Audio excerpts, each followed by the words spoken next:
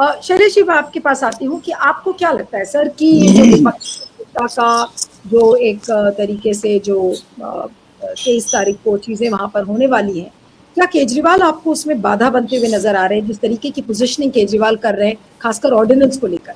जी धन्यवाद नीलू जी। जहां तक मैं समझ पा रहा हूं, कांग्रेस ने अपनी स्थिति पहले ही साफ कर दी और वो इस बिल के खिलाफ है। कांग्रेस के बहुत सारे नेता उसके खिलाफ बोल चुके हैं।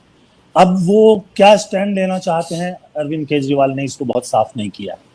उन्होंने ये नहीं बताया कि वो क्या चाहते हैं। क्या विपक्ष मिलकर लड़े, तो उनको बाकी सभी पार्टियों से ही भी बात करनी होगी, सिर्फ कांग्रेस से ही बात करके इसका हल नहीं निकल सकता।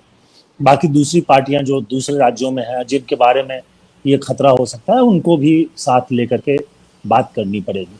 और जहां तक केजरीवाल का सवाल है, बाकी पार्टियों से दूरी तो उन्होंने खुद बनाकर रखी थी और इसलिए अगर वो अब चाहते हैं कि कांग्रेस से दूरी खत्म हो और वो बाकी पार्टियों के पास भी आ रहे हैं, तो ये एक अच्छी बात है। और मैं समझता हूं कि इस वक्त की जो ज़रूरत है उसके हिसाब से ज़्यादा से ज़्यादा पार्टियों को साथ आना चाहिए। हालांकि कांग्रेस और अरविंद केजरीवाल के बीच में जो विवाद है वो रहेगा। कांग्रेस को दिल्ली में आम आदमी पार्टी से लड़ना है, पंजाब में लड़ना है, तो ये दोनों राज्य महत्वपूर्ण हैं। उसके अलावा आप देखिए गोवा में, गुजरात में, इन सभी राज्यों में जहां जहां आम आदमी पार्टी जा रही है उससे कांग्रेस को ही नुकसान हो रहा है। तो जाहिर सी बात है कि ये विवाद खत्म नहीं होने वाला। जो पटना में मीटिंग बुला रहे हैं कि क्या कोई मिनिमम आधार हो सकता है जिस पर कि हम एक साथ मिलकर चलें, कितनी दूर तक चल सकते हैं। और मैं समझता हूं कि उस मीटिंग से भी कोई ऐसा नहीं निकल सकता। ये कांग्रेस कांग्रेस ये नहीं कह पाएगी कि हम पंजाब में कोई कैंडिडेट नहीं देंगे और दिल्ली में कोई कैंडिडेट नहीं देंगे। संभव ही नहीं है।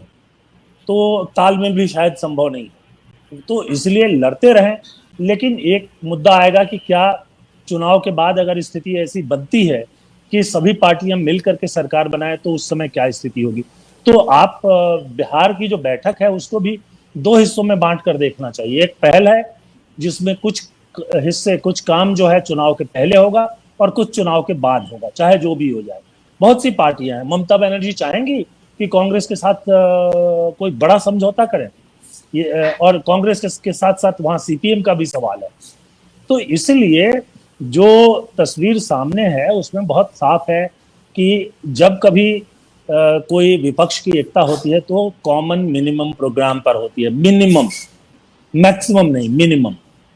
तो अगर किसी दो मुद्दे पर आप जुड़ते हो तो दो मुद्दे पर ही लड़ लेते हो। अभी एक मुद्दा है विपक्षी पार्टियों के सामने कि क्या वो बीजेपी से लड़ सकती हैं।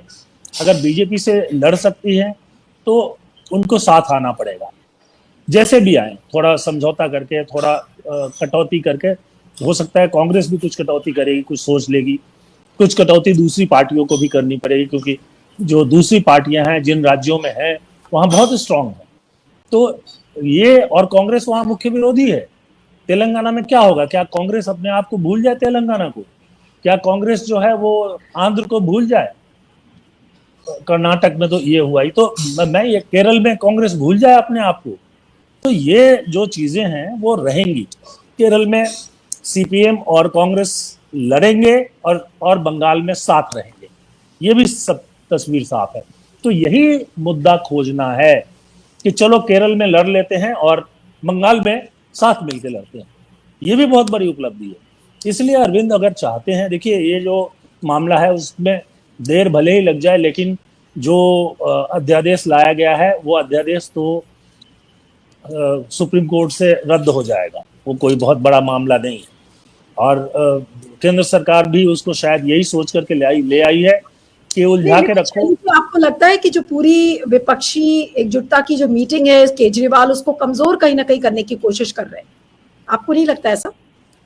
नहीं, मैं सवाल इसका केजरीवाल का नहीं है। केजरीवाल को तय करना है कि जो बीजेपी से लड़ाई की बात विपक्षी कर रहे हैं उसमें वो कहाँ है। वो अगर उस लड़ाई में है तो उनको साथ रहना पड़ेगा, नहीं है तो नहीं रहेंगे। तो इसलिए ये उनको तय करना है।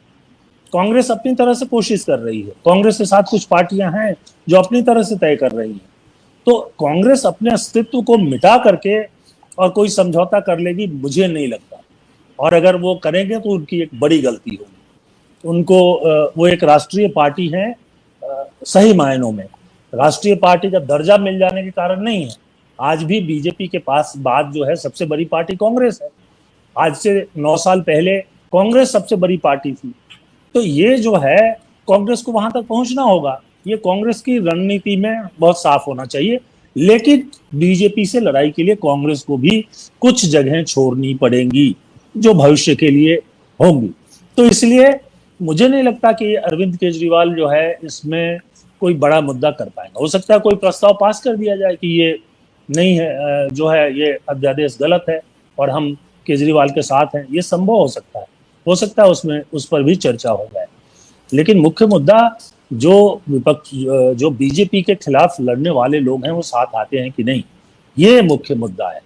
और इसमें बहुत सारे लोग हैं जो बोल रहे हैं कि कांग्रेस को साथ नहीं रखना है, तो अब बीआरएस का रुख भी यही लगता है तो कि कांग्रेस के साथ नहीं रहना है।